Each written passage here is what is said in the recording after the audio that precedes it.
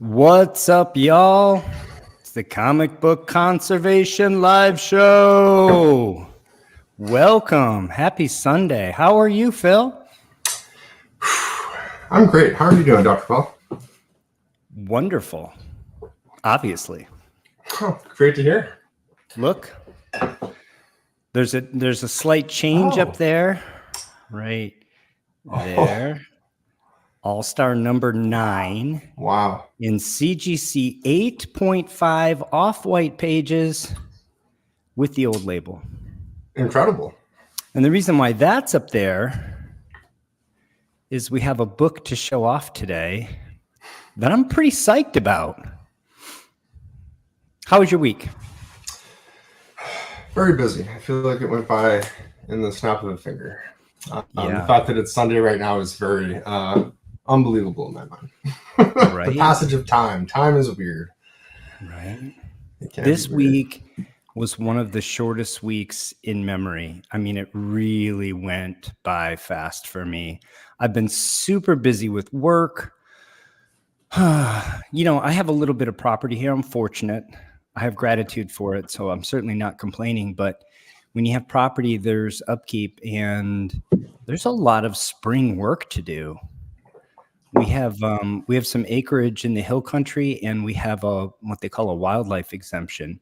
So it's managed as a wildlife preserve, basically, and it's managed by me and my wife, essentially. And it keeps us busy, especially in the spring. Certain times of year, there's not much to do, but sit back and enjoy it. Other times, it's keeps you busy. Between that and my day job, trying to develop novel cell therapies, doing a little bit of exercise. Nice. Keep the old bones moving. It's been a really short week. I go for a 5-mile run every other day. At least I try to. So that's this time of the year. I always look forward to it because I admittedly don't go as much as I'd like to in the winter.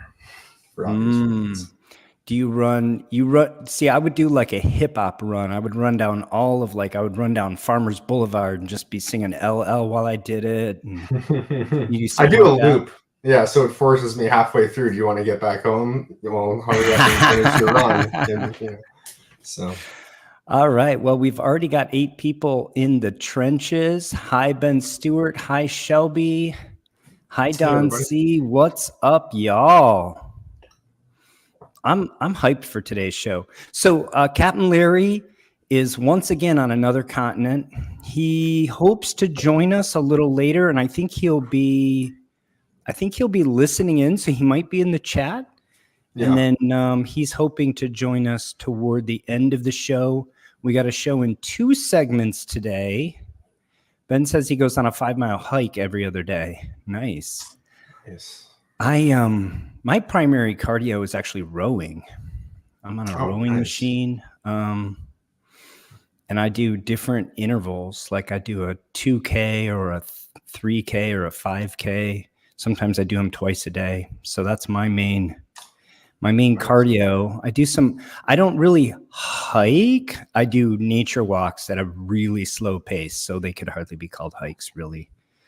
Starman's in the house. What's up, David? I need to talk to you. Let me know message me. Let me know when we can chat. I want to talk to you about your comic book. I'm excited.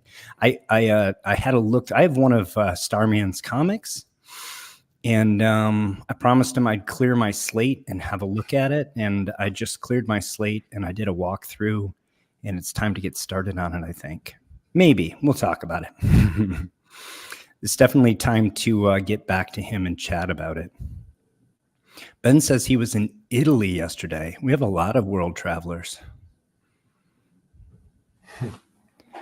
Let's see. Shelby says, my first question tonight, we had 2 posts on Facebook that are universal CGC grades, Batman 191 with glue and archival tape, and Spider-Man 129 with Scotch tape on the back cover. Both got blue labels. Well, Phil? The easier answer here. Yeah, the easier answer is the second one. Second one's easy. The second one is fine. It's because while a lot of people view tape as restoration, CGC does not view standard Scotch tape as restoration at all. So you can easily get universal grades. In fact, they used to put a notation on the label that said tape on cover, inside cover, first wrap, and they did away with that not too long ago. But it will and should be in the grader notes on the book, at least. It's just not on the label, but it can be universal.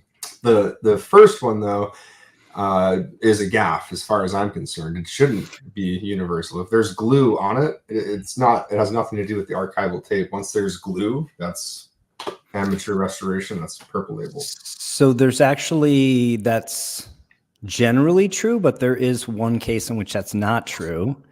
And that's if you have glue that is serving no purpose. So like imagine back in the day, comic books are sitting around, you're doing your homework, you got to cut out a snowman and paste it on your, project, and you got your comics laying around and stuff, and there's a dab of glue that falls on the cover of the comic. That's just treated then not as attempted restoration, but just as a blemish or a defect. So CGC makes an assessment. Was the glue placed there specifically to provide restoration or glue some things together, or is it incidental? In the same way that, like, similarly, sometimes you have a pen and you're just moving papers around and the pen goes across the top of a paper and makes a line, right? If you did that on a comic book, they don't call that color touch, right? That's just a defect. So glue, if it's just a defect like that, is noted on the label as small amount of glue on cover typically, and that's also universal. Yeah. Also, just to elaborate on what you just said, in fact, I can recall, and I just had one of these books happen where it would have been, let's say, it wasn't graded, but presumably a 3.5 purple label C1 glue on spine of cover, and it turns out the entire spine is attached to the first wrap. I have to separate everything, and what ends up happening is everything's separated, but there's still trace amounts of the glue. It's like you said, though, serving no purpose. So as long as it's not serving a purpose at that point, it's kind of making a call as the person doing the work. Do you remove all the glue for the sake of there being no glue and compromise the integrity of some of the paper? Or is it okay that you separated the wraps? But in that case, a book that had glue and archival tape, what it could be is a book that someone removed the glue, but the wraps were split, and then they sealed the wraps with archival tape, but there was still trace amounts of the glue there. That could very well be what you're talking about right there. Yeah. And we're going to be talking about a book later today with some glue on it, so we'll revisit this topic. But polyvinyl chloride, which is PVC glue, PVA, polyvinyl acetate, PVA, which is white glue, school glue, Elmer's glue, the kind of glue we're mostly used to, the kind of glue that a kid would have used to glue a comic book back together back in the day, because it's what they had available to them. It basically is inert once it's polymerized. It's not destroying a comic book the same way tape is over time. So in terms of conservation, it is a reasonable choice to consider leaving it there if you're going to be tearing up paper to remove it. Now, there are solvents that you can remove it with. They do tend to fade your ink a bit, but it can be managed. I managed it on that America's Best Comics 12.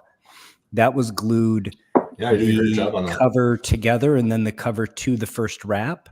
I removed all traces of the glue and got a conserved label because I mended the paper back together with archival methods, Japanese paper and wheat paste.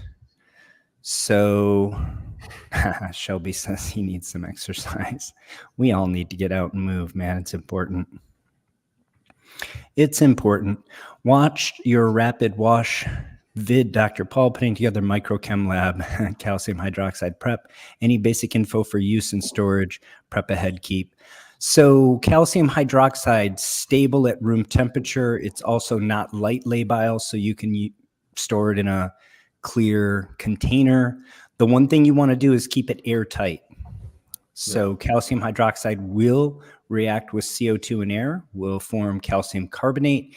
That will tend to precipitate out.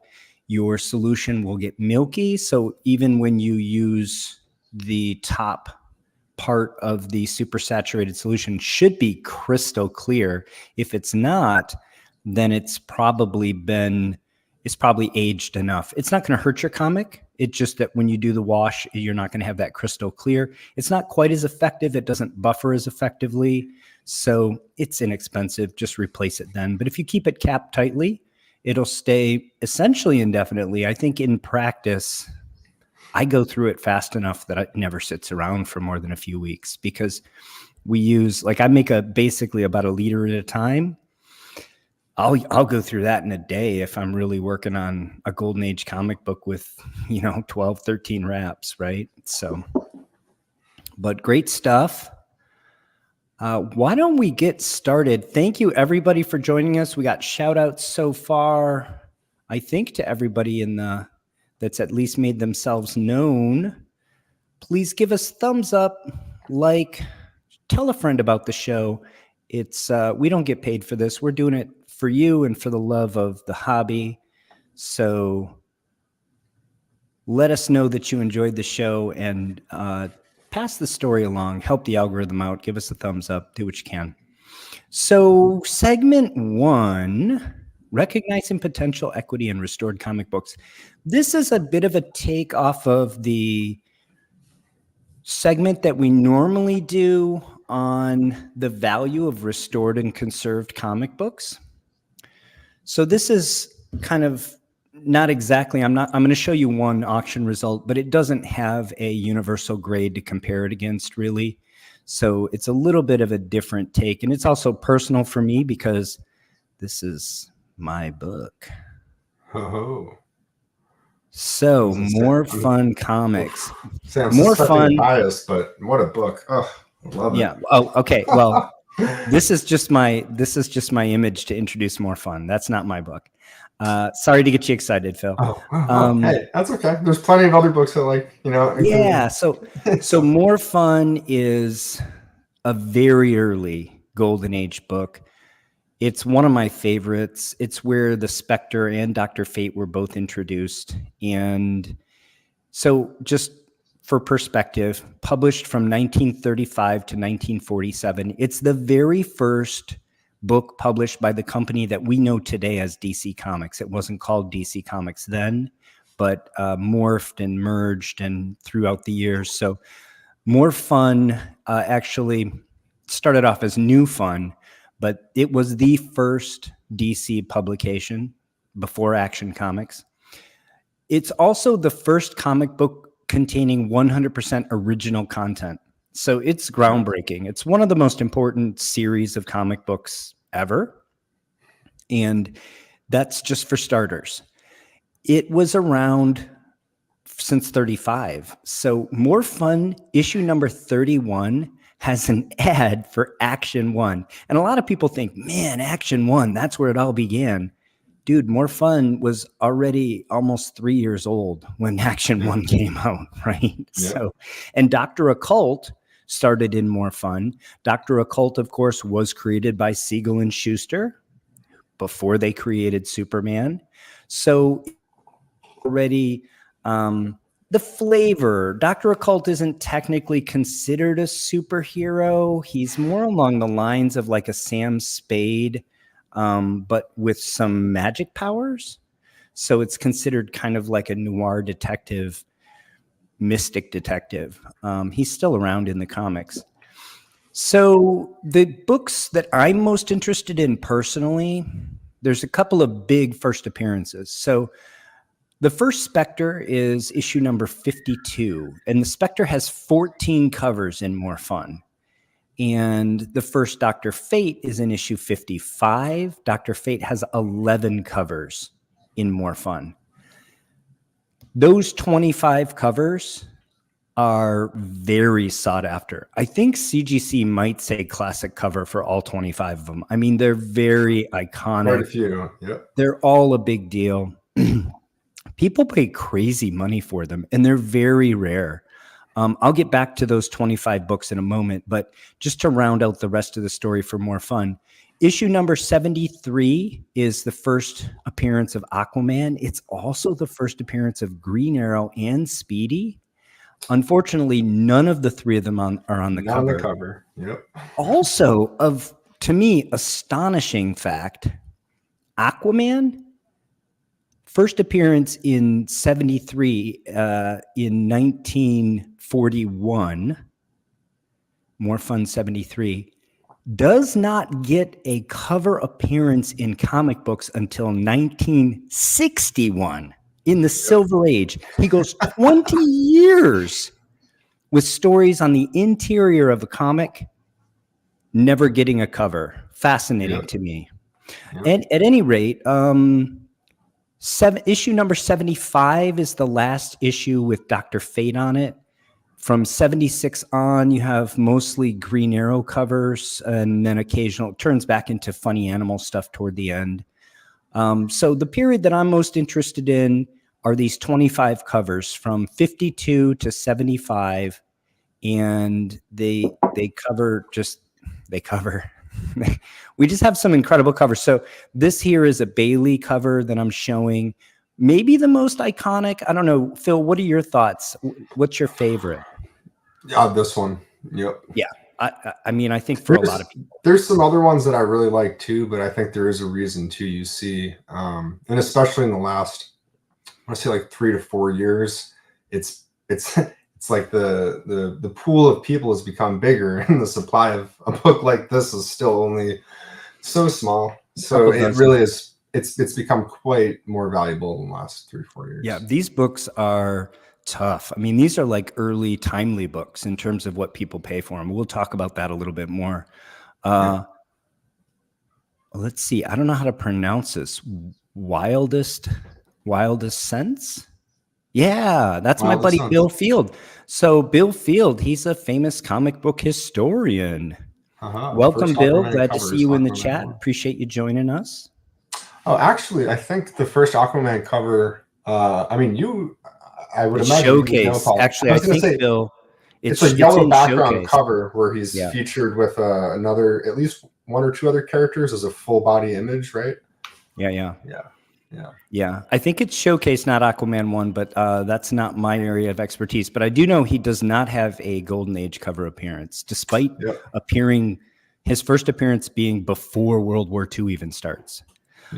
Speaking of, so these 25 covers that I'm interested in, the last of them is January 42. So it was actually, that's the publication date. So it actually hit the newsstands back in November of 41. So literally the period that I'm interested in collecting here, More Fun, the Spectre and Dr. Fate covers, over before World War II starts. That's what we're talking about in terms of how old they are. So here's the book that I want to talk about today. More Fun 62. It's got this great Bailey cover, and this is a restored copy. I happen to have it right here. Ooh, very nice. Yeah. In the flesh. So this book came up for auction on eBay with a low starting bid, which, especially today with the market being sort of sideways to depressed, most sellers don't want to take a risk on something like this. So very few books get listed with, real auctions and real low starting bids, especially on eBay, because they're just afraid that they're going to go way under market value. And so I put it on my watch list and crossed my fingers. Well, before I decided what I might pay for it, I did some homework. So what does that entail? Here's the cert. Here's the lookup from the CGC census. More Fun 62, 12 of 1940. Wow, 84 years old. That's crazy. 6.0. Off-white to white, so that's a great sign. Good paper quality. Graded back in 2014, about 10 years ago.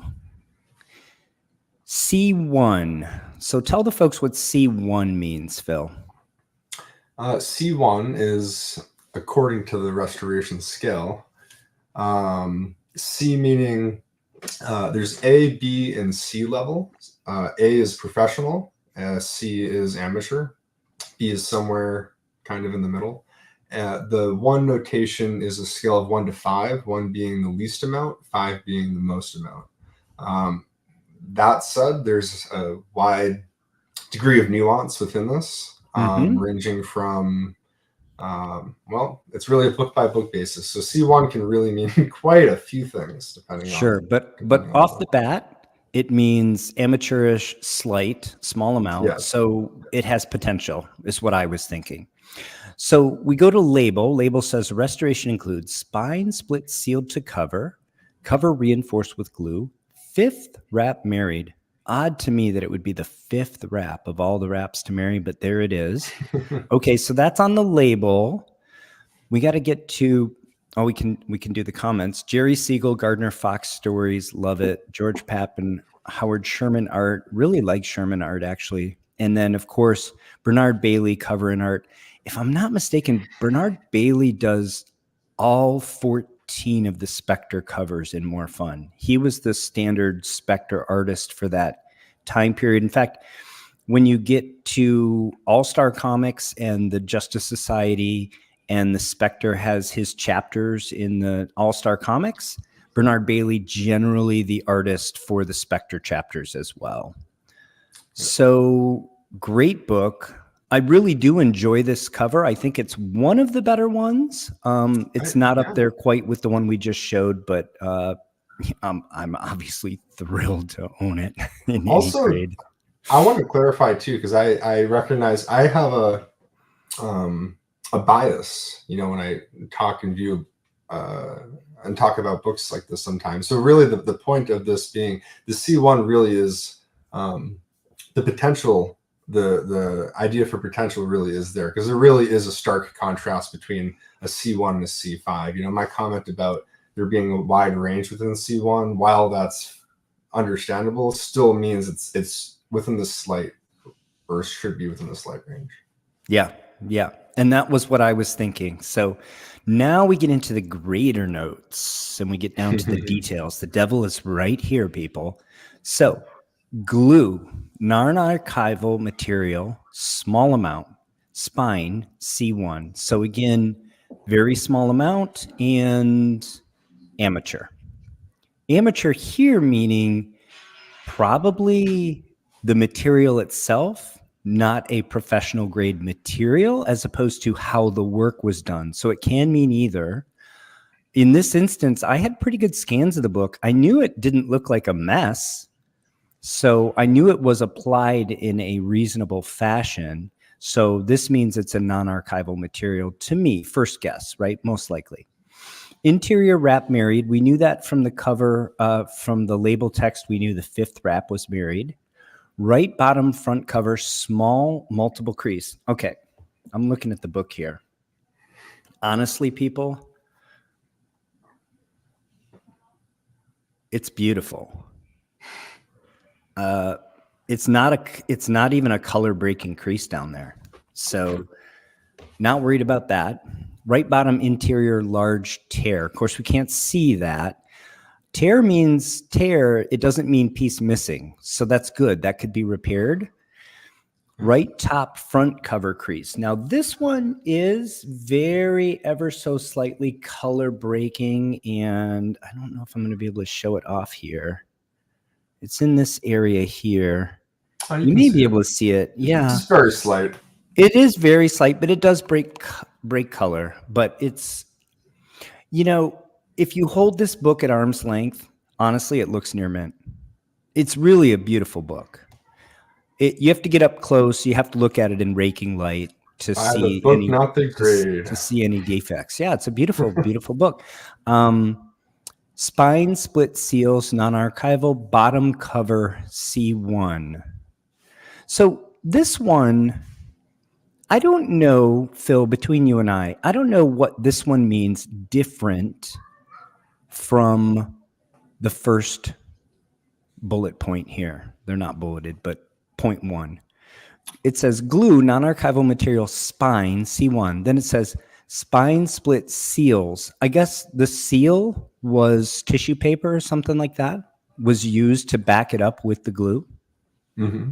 So it's a separation between probably a few dots of glue in area and then a few other areas that weren't just dots. It was also reinforced with the mending tissue with the glue or something. Yeah. A little piece of paper, anything. Yep. And then it says top front cover, light writing indent. So this is right above the more in More Fun.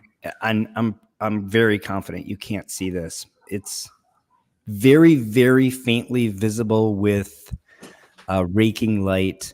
Maybe it was somebody's name, but again, you've it's nearly invisible. So at arm's length, at arm's length with normal lighting, this is a beautiful book. So this is all my research beforehand. As I mentioned, December 1940, a whole more than a year before Pearl Harbor. This is the 11th Spectre cover. So I mentioned there are 14 Spectre covers in the More Fun run. I'd like to have all of them. I mean, the monsters, of course, are first Spectre, first Dr. Fate, but they're all expensive, highly sought after books. And here's why. Only 36 universal, 11 restored, 1 qualified, 0 conserved. So there's just a handful of these books available for all the collectors in the world that are interested in one. Yeah. You compare that to the Marvel books from the 60s, you know, I mean, obviously a different time, but it's thousands. It really is. These books seem like a true bargain to me. When you just think about the supply that's out there. Now, obviously there are fewer people chasing this material, and I get that, right? And there's also the argument of, hey man, it's just a funny book. It's just paper. It doesn't have any intrinsic value. And also it could just go away tomorrow, like stamp collecting or something like that. I don't know. Maybe stamps are still big. But like tulip bulbs or whatever you want to use, right? Yeah. And I get that. And that is true. And I don't deny that. On the other hand, this is where it all began, folks. The Golden Age is called the Golden Age for a reason. And it's the foundation of everything that we enjoy in this hobby. And there are just so few of these. One interesting thing about, sorry, go ahead.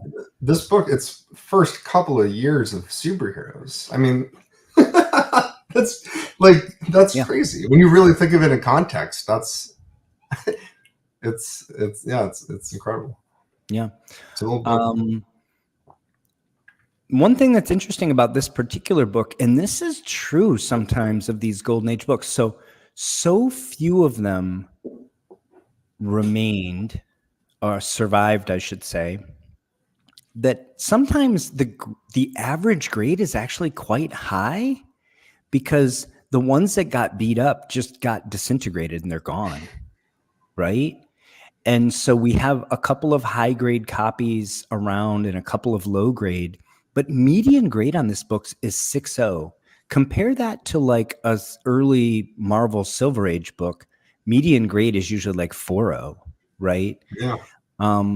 So I found that when I'm collecting my All-Star run, that sometimes, you know, it's a 75, 80-year-old book, and you look at it and you go, the median grade for this book is actually a 6 or sometimes even a 7, which is just astonishing to me. One of the reasons I tend generally not to collect really low grade Golden Age comic books because there isn't nearly as much premium as there ought to be on the higher grade books on average. Now, I also like fixer-uppers, and I like these books that have some equity potential in them.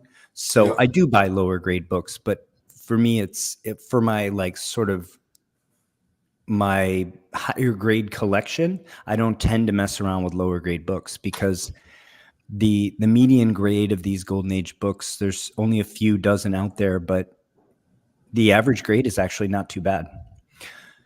So what's the fair market value? Well, it almost never trades hands.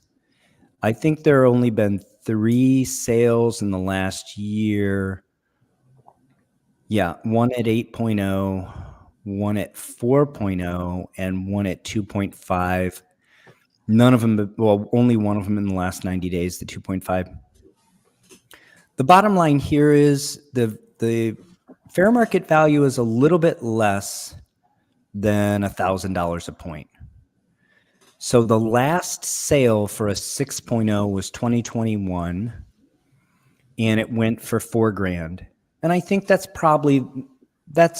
the ballpark of the fair market value today. A little bit up from that, a little bit down from that. Yeah. Golden Age has not been devastated by the post-pandemic malaise that most of the comic book market is in.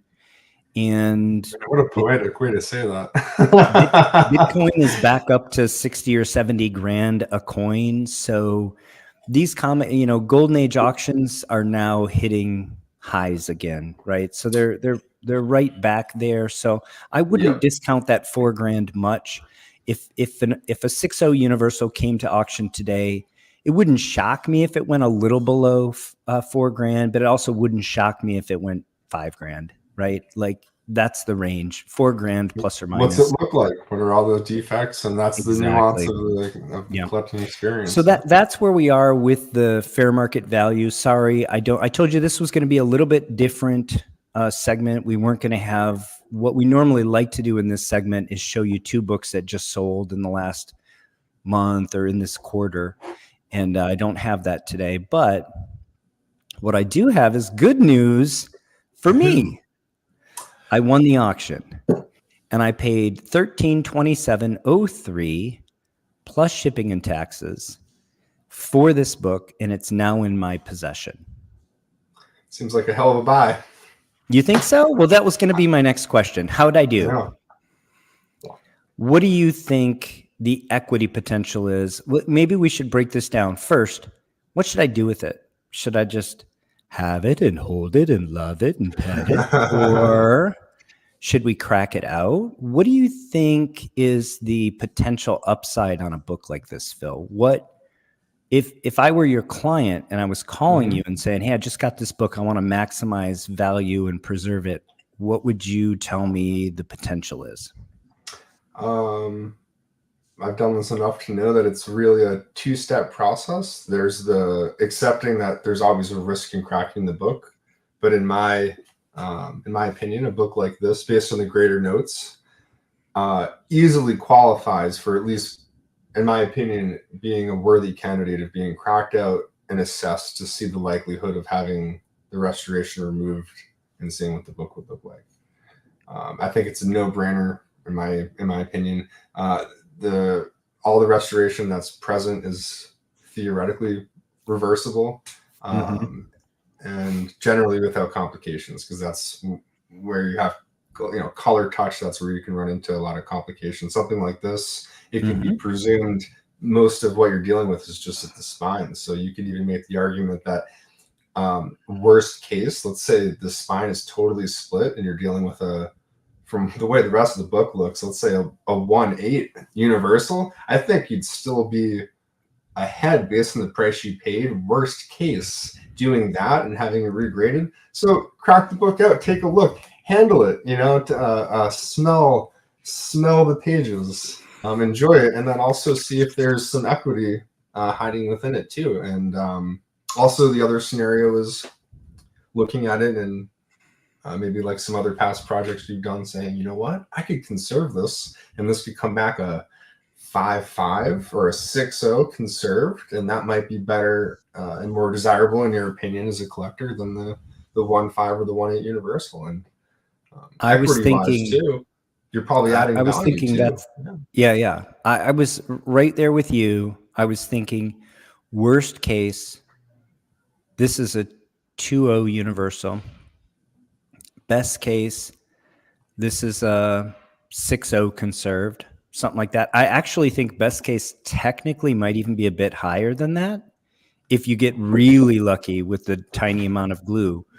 Because the way this book presents on the outside, it presents like I've seen 7s and 7.5s that present this well, right?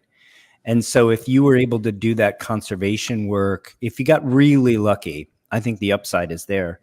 What you just said is a very important thing too, because there is a aside from the fact that you could submit the book as is, and theoretically you could come back, a 6, a 6.5, and a 5.5 just by the grade. Sure. There's a lot of I'll just say that. Theoretically, a Golden Age book should be graded exactly the same as a book from yesterday, but we know that they're not. It's just the reality CGC of a little the forgiving grading, on these books, and like if I see a book with defects that I would say, if that's a Silver Age book, I call it a 6.0, but if it's a Golden Age book, it's probably going to come back a 7.0. That's my experience. There is such thing as the Golden Age bump for people that aren't aware. That is, they tend to give the benefit of the doubt to the book, because it's almost like, all right, this one's been around for so long, especially like single staple books. It's like it would be a 3.0. Silver Age will give it a 3.5 or maybe even a 4 if they're very generous. Yeah. Alan C's joined, says, love the Spectre and Dr. Fate gold covers. Me too, man. I'm wondering actually if maybe it already exists or maybe I have to create it, but in the CGC registry, we should have a group that is just the Dr. Fate and Spectre books, just those 25 books from More Fun. Wouldn't that be a great run to just collect those? Because I'll be frank, I'm not that interested in the Golden Age Green Arrow books that follow. I'm not that interested in the books that precede. I'm really just interested in those. Now to be for those that are interested, the later books post 76 all the way up to issue 101, I think, they do have on the interior, they have Spectre and Dr. Fate stories. They just don't get covers anymore. So it's Green Arrow covers from, I think, approximately 76 through about 100, 101, something like that. And then you actually, Johnny Quick's in there too. Johnny Quick gets some covers. His first appearance is also in More Fun. And then, like I said, there's other stuff going on. But hey, Larry's here. Oh, nice. Larry's going to join us in a little bit. He's, I think, in the cab back to the hotel. He landed the whale. And Mike's here. Hugo Danner. Thank you for joining us, Mike. Good to see you. Oh, hey, Mike. David says, go ahead. Just back up there. Yeah, I'm curious how Phantom Phil feels about the Phantom Stranger. The name and the logo seem familiar. So full disclosure, yes, my actual logo that I have, I photoshopped the Phantom Stranger masthead from the Golden Age run, and changed some letters around to make my name. But the actual name I took from inspiration from Phantom Lady, who is one of my favorite Golden Age titles runs. Matt Baker, one of my favorite artists, and me and one of my friends who I got the inspiration from would always talk about Matt Baker and Phantom Lady, and that's where Phantom initially came from. So. Those are also books that are just so expensive now. Toughies. Yeah. Not as early as these though. So you do see them a little more common. They're later 40s. These More Fun books. No, mid-grade Universal, people just don't want to let them go for less than like $5,000, right? And so I'm happy picking these up that present really well but have these kinds of issues. We know that the married wrap is permissible in a conserved book. Yep. And I do think this has a lot of potential. And that's great. In my mind, I was thinking, just to put a bow on it, I was thinking kind of my base case for this is that the value would be about, I could put about $500-ish of equity into it. I should say of sweat equity of, it would cost me another $500 between my work and resubmission. And so then my cost in this book would be still under $2,000. And I think my base case is the value is somewhere around $3,000 because I'm thinking it's something like a conserved 5.0. Yeah. And I that would misspoke be before. my base case. I forgot that there was the married wrap. So really, that would mean best case. Well, it would be a best case qualified grade that they would give it for Right. for the grade. You'd have to, I for think we best go. case university, Yeah, I you have think to it's technically conserved. remove that wrap. The best, the best way to max equity on this is conserved all the way. You also can repair that interior wrap that has the tear. You won't get literally no penalization for that. You don't get penalized for the married wrap. And then you can fix the cover, the split spine, remove the restoration, and I think you're converting the sitting, purple to the conserve is what you're doing. You're sitting in pretty good shape. Yeah. Mike says CGC 40 more fun. I think he means 52. He says number 552, but I think he means 52. 160 grand or best offer, right? So maybe we'll get it for 158 grand. Save a few schmeckles. Yep. All right. So that concludes my segment 1. What'd you think? Are you jealous? I'm so thrilled with the book. I think it's a great buy. I really do. I think all of those early Spectre covers are destined to, at some point in the near future, suffer the same fate, and I say that tongue-in-cheek, as the early pre-Robin Batman covers, which for the longest time, many, other than 27 and 31 and 30, the biggest ones, were more, and then all of a sudden people were like, oh, we don't care that 37 isn't the earliest. It's still like 37 is pretty cool. I actually just saw somebody offer a 37 in 1.0, but it presented really well for like awesome. Like $5,000 or something. And I was thinking, used to be like $1,000 though. That's a substantial jump in a short period of time. Up until not that long ago, it was more affordable, and then people realized how scarce they are and how in demand. Just like these Spectres, they'll look and be like, "Wait, how many? There's less than 50 graded copies." Like, and how different the character was pre-Robin. That too. It's just a different book. It's a different character, right? Well, all this, It's a pulp similar character. To the Spectre. Yeah, it's very a pulp noir character prior to Robin, right? Yeah. And it just becomes something very different after that. So,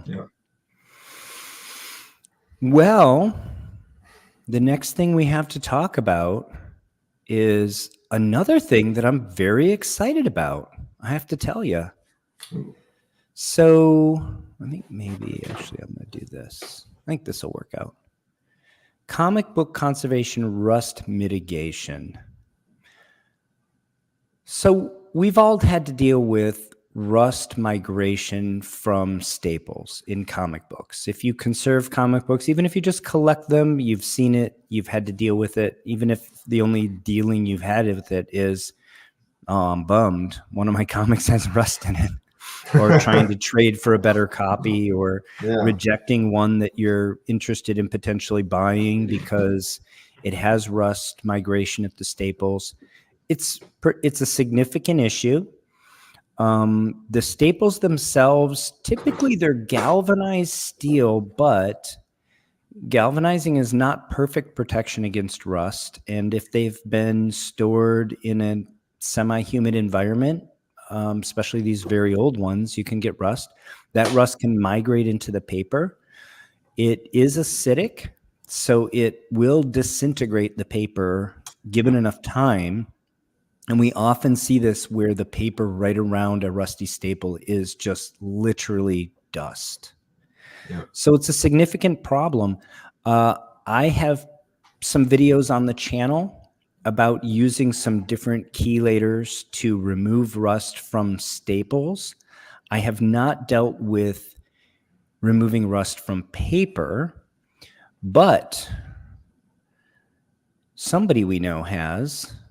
This is from Larry's channel.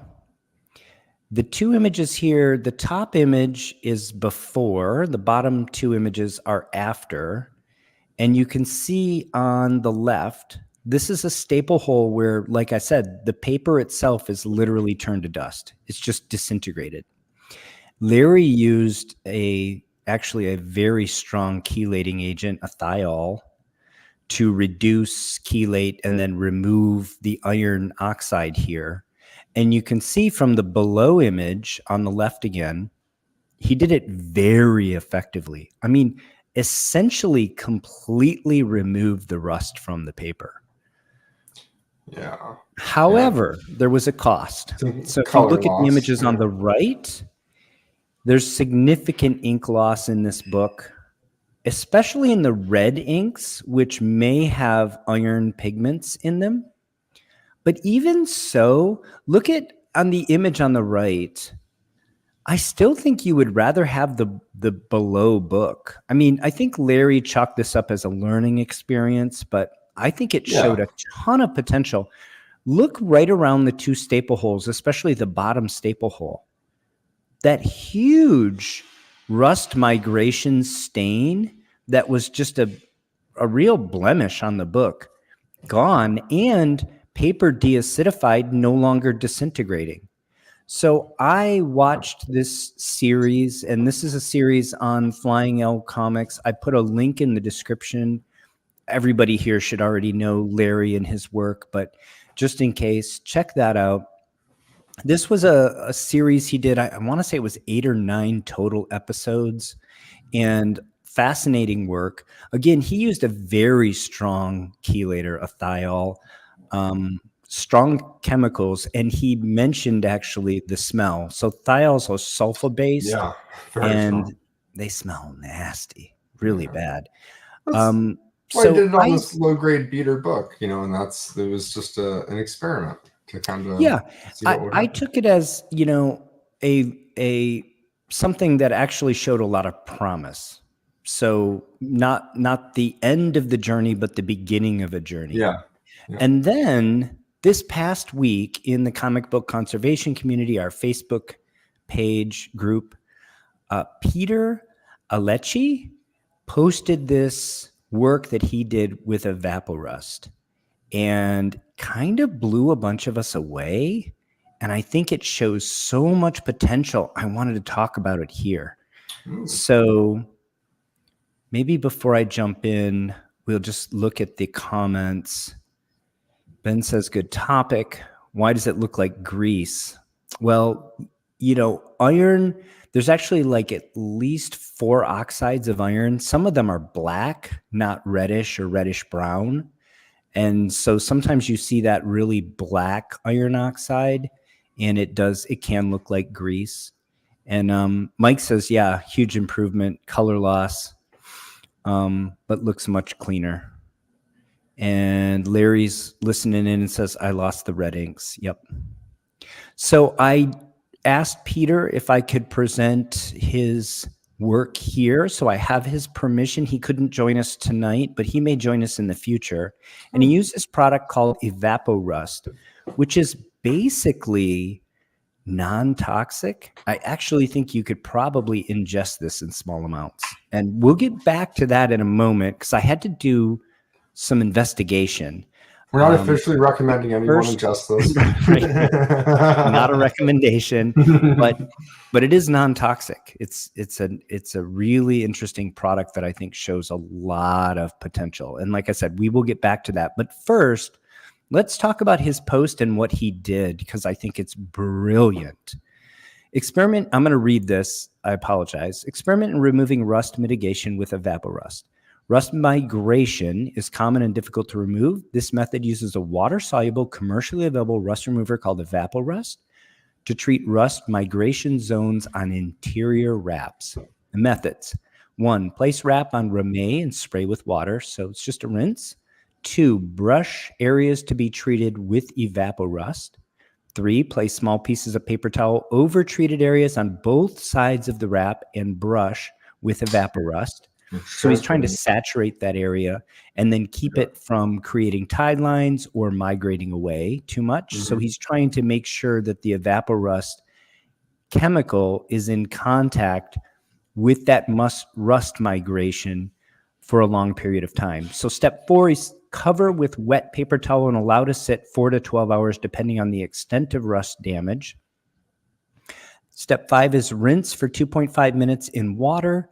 Step 6 is rinse for 2.5 minutes in calcium hydroxide solution. Step 7, allow to completely dry overnight between paper towels. So again, I think this is brilliant. All credit to Peter, and I do have his permission. This is a before image, and you can see both staples here have rust migration. We see both the black migration and also the reddish brown around these two staples. The bottom one is worse than the top one, but we see it in both. This is, forgive me, I'm not looking at his steps, but this is the rinse prior to adding evaporust. So step whatever. This is him brushing on evaporust specifically to the staple holes. You can see he's on ramee paper on a hobby mat. So the mat itself would be impermeable. So we're only losing water here through evaporation, presumably through one layer, no blotting. Yep. We want the material to stay wet, and we want it to stay in contact with the rust so that it can do its job chemically. And then these are little paper towel strips that he cut up and placed on the area of interest, and then he saturated these with the material. And again, this is to make sure, we'll get into the chemistry in a minute, but this is to make sure the chelating agent is available at the point of the rust to reduce the rust and make it water soluble so it can be washed away. Could I ask a theoretical question to you? So I know, or I've read quite a bit about gels, but I've never. Every time I've gone to like order them, they've been out of stock at places for whatever reason. But I've had interest in them, and I think the same methodology applies to how a stain like this is treated and how you would use a gel. I mean, you're basically just having the paper towel, you're transferring it. Right. I mean, that's the theory. In this instance, you're technically actually solubilizing it and rinsing it away. And we'll get into the chemistry a little extra bit. Steps. Yeah, no, understandable. Yeah. And so this is a good amount of it is being absorbed into the paper. Yeah, I mean, I think this is a first step. I would have done a few things a little differently than what Peter did here. But then again, Peter's the one doing the work, and he did it, right? Sure. I'll credit to him. Yeah. I think I probably would have come back, rather than leave it for 12 hours, or 4 to 12 is what he states. I think I probably would have I would have brushed fresh evaporust on the areas multiple times to make sure they were saturated with the active ingredient and that it was active, and tried to minimize the total time in water.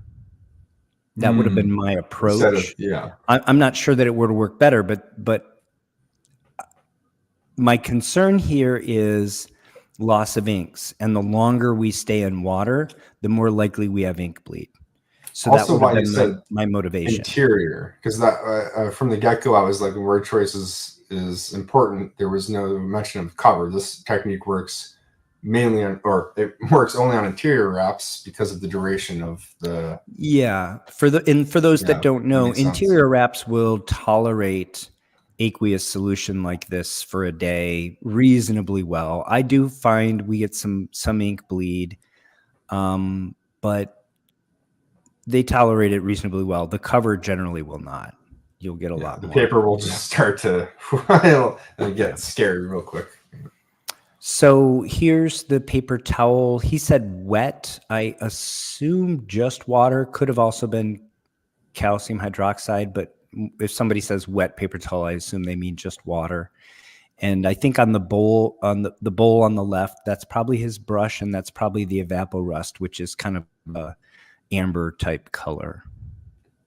And this is the after, which is shockingly good and shows huge potential. This is why I was so excited about this post. this is why I'm so excited about our Facebook group and the work that people are doing there. So you'll note the top staple hole is basically cured. Oh, I see Captain Larry there. Ooh, look at that. He's got the shoulder boards and Oh, yeah. everything. Official. In character.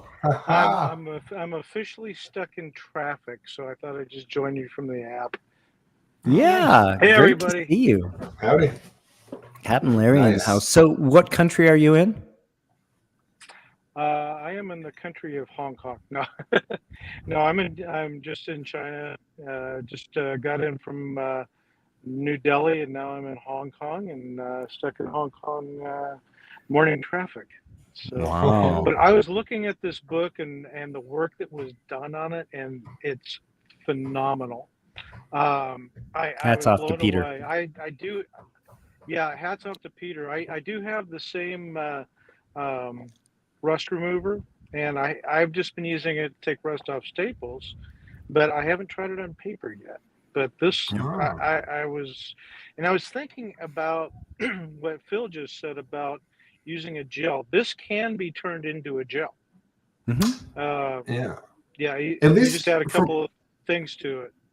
I was going to say that the gel too, in my research, it's used when you're not able to fully submerge a document generally. So that's why it's just surface, and it's for the least amount of contact. If you're using a gel here, it would be secondary to the wash, or I guess you could use it and then use the wash, but maybe it's like an extra step where since you're already washing the whole paper anyway, it's not necessary to use the gel.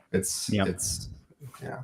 Well, the gel may also keep the active ingredient local longer. Yes, that would maybe for the cover. The gel could work better for the cover, and then this could work. Yeah. So that could be the solution. Yeah.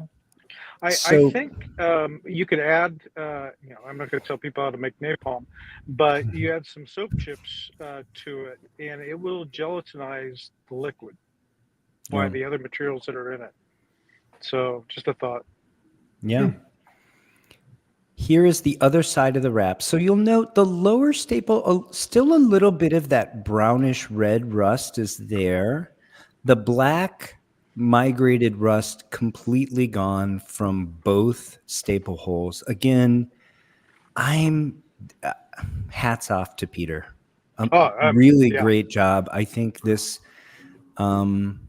shows a ton of potential. I did not have images in the same light from the same angle to show before and after. This was the best I could do from what he sent me. But I think you can see here that top staple hole, it's just completely fixed as far as I'm concerned with respect to the rust migration. The bottom staple hole, the black migration is gone. That's the ugliest part. The little bit of brownish red stain that's left there really it's a huge improvement, and I don't think that's going to get dinged much at the graders table personally. Also of note here, now again, we don't have the same lighting for these two images. Yeah, I was saying it's raking light, so it's tough to say. Note that the image above, I think, is actually very saturated. Like, look at, for example, maybe it's the butler's tie. I'm not sure. The fellow with the hat. His tie is black like a black hole, right? Like that's super saturated. I don't think that's quite how the comic looked. I think that's a video camera compensating a little bit. So it's impossible for me to say if there was a little bit of color loss here. There may have been, but I'll say this. The bottom, the after image, if you were to look at it, not side by side, but you're just looking at the image, it does not look overly faded. It looks like it could very well be the way it was born. It doesn't look super saturated, but it does not look overly. It doesn't strike me as, oh, well, it's faded, it's ruined, or anything like that.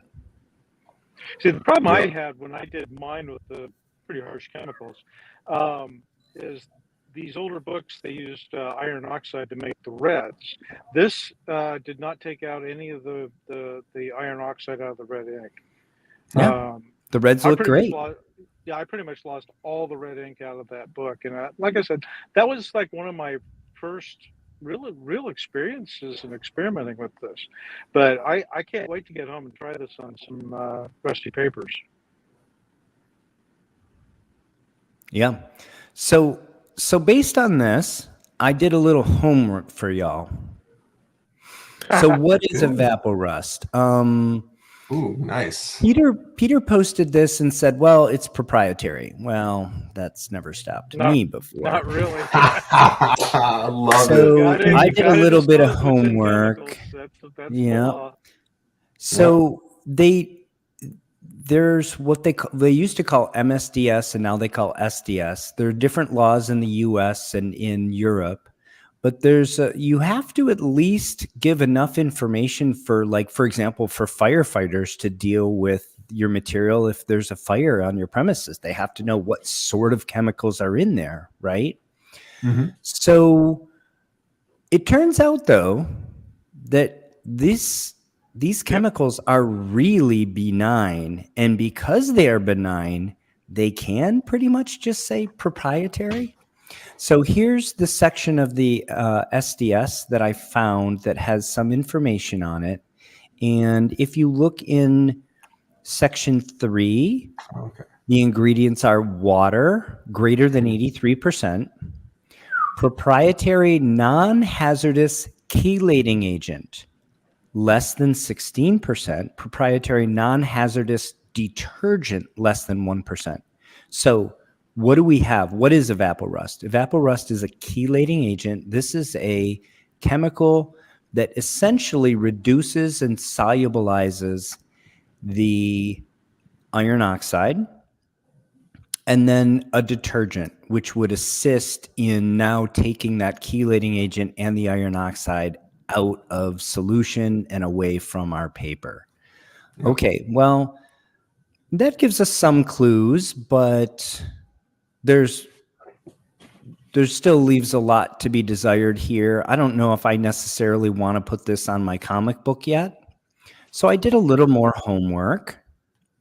And it turns out the company that makes Evaporust filed for a patent in 1959, and that patent was issued in 1963. Detective Paul. And we got Larry back here. Well, those of you that saw my origin story know that I have a few dozen patents to my name, so I know how to navigate the USPTO. And I found this patent for Evaporust, essentially. And like I said, it was filed in 59, issued in 63. The important thing you need to know, because I did the homework on it for you, are these two paragraphs that I took from the patent. Okay. The prime object of the present invention, that is Evaporust, is to provide a substantially neutral, non-corrosive composition which has a marked ability to dissolve rust, to simultaneously sequester iron oxide particles, and also to provide a detergent action which accelerates removal of rust from any surface to which it is attached.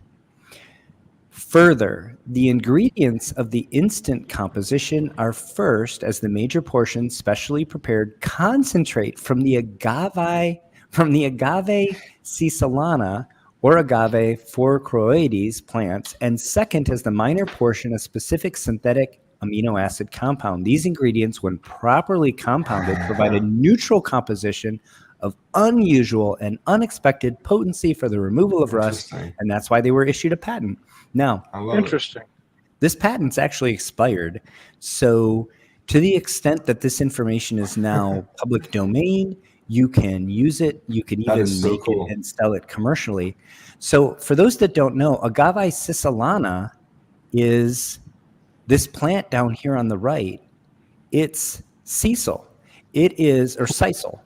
It is what twine is made out of, basically. This is a common plant. It's used in landscaping, but it's also been used industrially because the fibers of the leaves are very strong, and they are there's an entire industry of using this plant to make twine. So it is basically non-hazardous. like I said, I think you could essentially drink this in small amounts. Again, we And don't recommend this. we do not recommend it.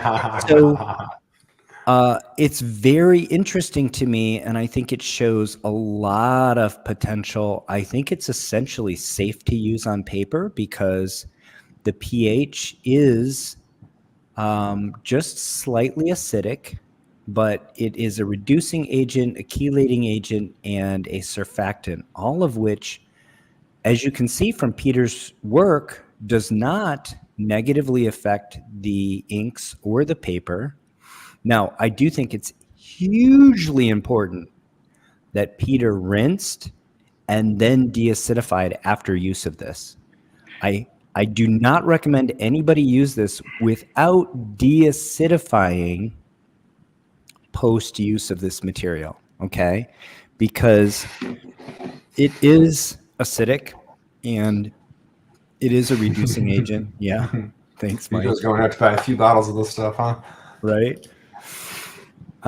Ben points out that they also make tequila from not this exact plant generally, but a plant in this same family, agave. It's used for a bunch of things. So here are my conclusions. Very promising results. Probably a safe method to remove rust from paper. Some ink fading may be occurring. My guess is it's because of the total duration in water more than it is from the chemical action. Yep. And so my bottom bullet conclusion is more work needs to be done, especially on concentration and duration of exposure.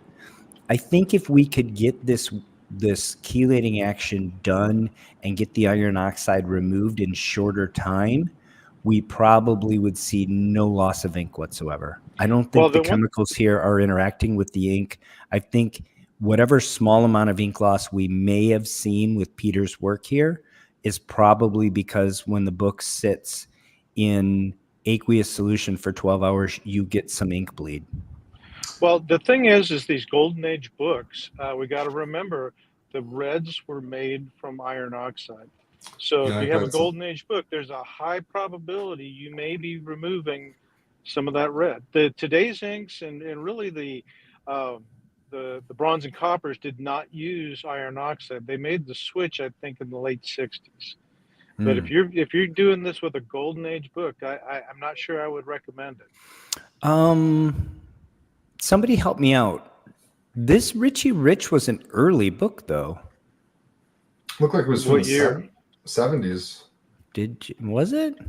You know what? Yeah, it's on the interior panels. There wouldn't be any iron oxide in those inks. I don't think there was color loss. I think it was just a slight variation in the raking light. I think it was the photo. I think it was the photo. So we'll have to do some more homework.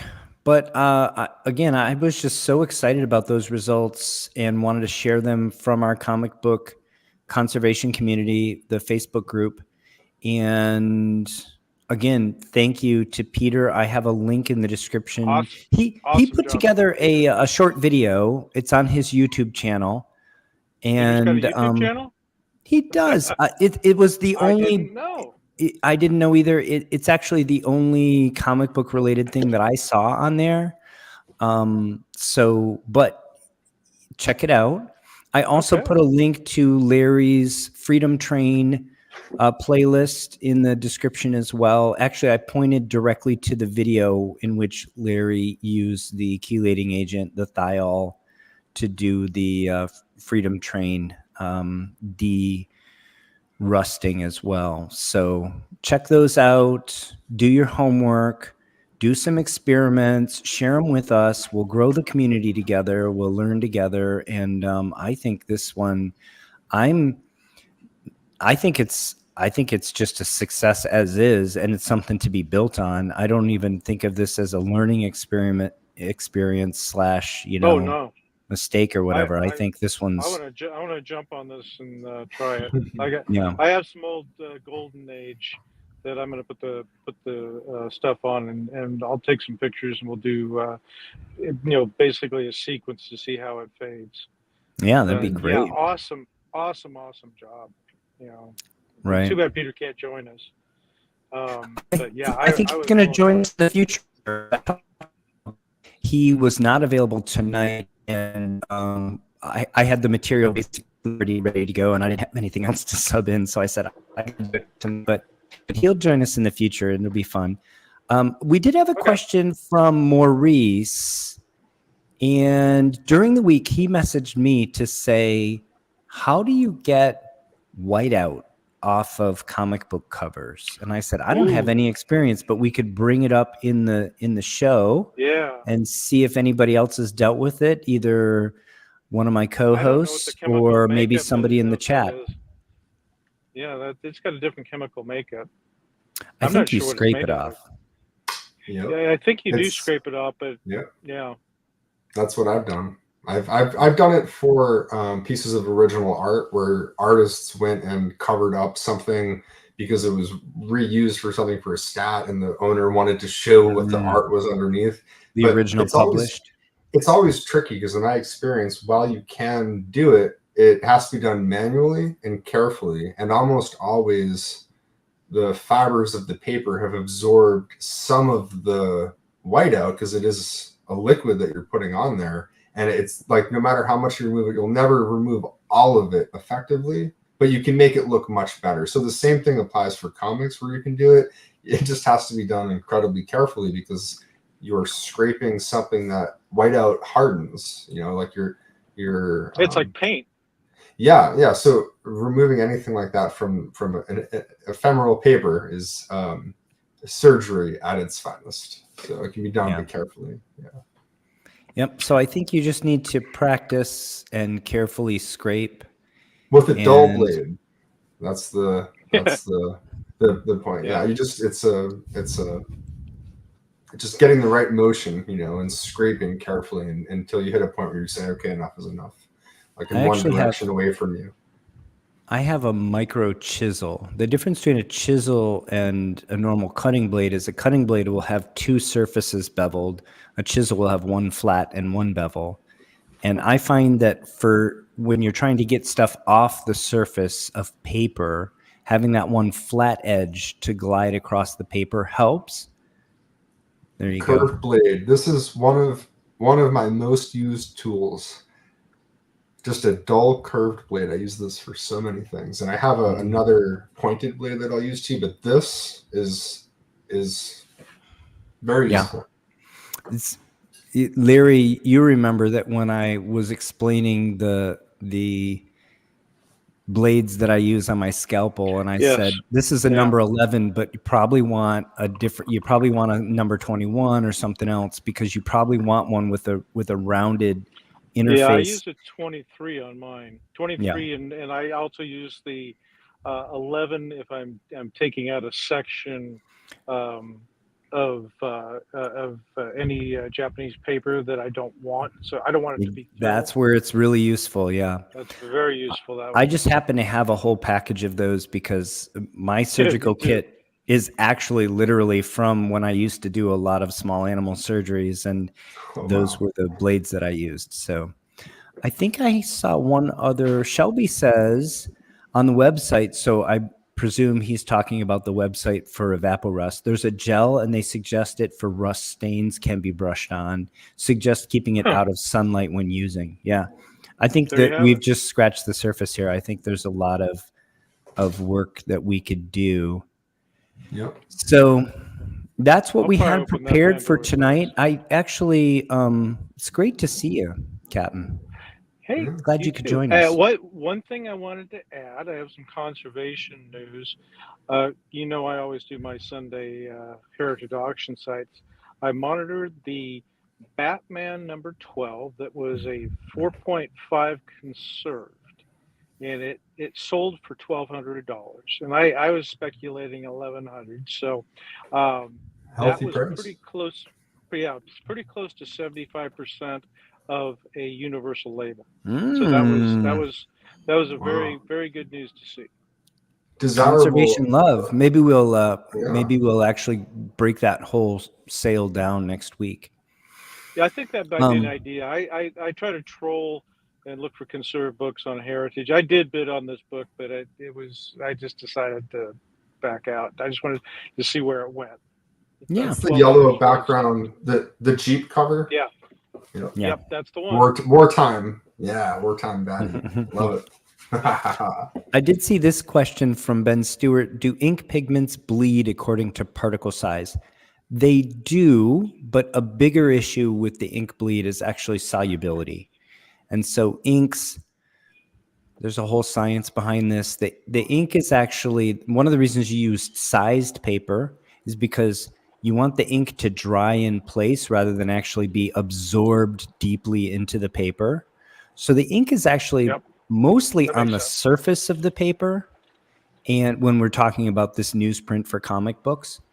And so it's sitting essentially on the surface of the paper, and it should be not really water soluble. So there's a term for that, and it's called fast.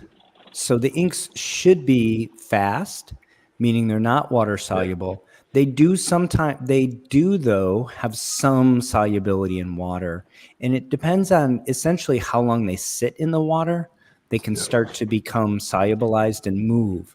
Once that happens, then yes, they move relative to, just like when you studied chromatography in like 8th grade science or whatever, where you saw that interface and how the different ink pigments got carried more. They got carried further if they were lower molecular weight, less far if they were higher molecular weight. But more important than the molecular weight of the ink actually is the solubility. And so in my experience, like black, for example, tends to be not very soluble at all.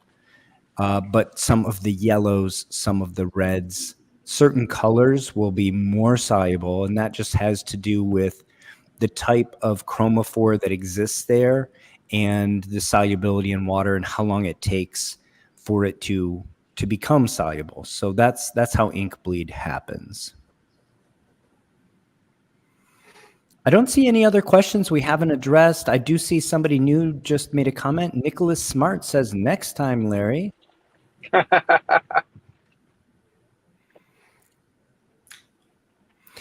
And Ben says, thanks for responding to that comment. So what do you guys have coming up this week? Oh, well, for me, I'm continuing to be at work, but I am migrating home. But I will actually be in Texas this next upcoming weekend for an event. So I'll be in your neighborhood, actually. The Lone Star State. Sweetwater, Texas, Rattlesnake Roundup capital. All right, guys, I am pulling up to my hotel. I'm going to sign off here. Thanks for joining us, Captain. I'll see you Safe travels. Next time. All right, take care. Bye, Larry. Bye-bye. How about you, Phil? What do you got coming up this week? Just comic work as usual. So just some books to remove restoration from, some books to dry clean and press, quite a few. An incoming big pre-Robin baddie is supposed to be coming in at some point that I'm looking forward to seeing. And also just as a tease for next week, I got to put together one of my segments to talk about, which will be a Planet Comics #1. Which I'm excited to talk about this one. Very, very cool book to come in that had a something I wanted to say earlier in a conversation with you before Larry came in was how, in the same way where CGC can grade a book with a slight degree of change, every book, the work that can be done is inherent in the book. So I can't stress that enough. So this was just an ideal case where I did the same job on a different Golden Age book right afterwards, and the outcome wasn't as ideal. It still was nice, but this truly was an ideal outcome. And it just really went to show both books would have had the same C1 notation, and that in there would have shown how great of a degree of variation you can get in terms of an end result sometimes. So. And you are guessing a little bit on these grader notes. You are taking, there's some risk inherent in the cracking and because exactly the notes are just notes. They're not a complete cataloging of everything. There aren't pictures, so typically anyway. So that'll be great. I'm looking forward to that. I have seen the end result, and it's stunning. Yeah. So that'll be great to sort of see the work and the process. So anyway, folks, thank you so much for joining us again. Please hit that thumbs up button. Leave us a comment. Tell a friend about the show. We really appreciate you joining us, and looking forward to seeing you again next week for episode 8. Thanks again, and take care of one another. Bye now. Bye, everybody.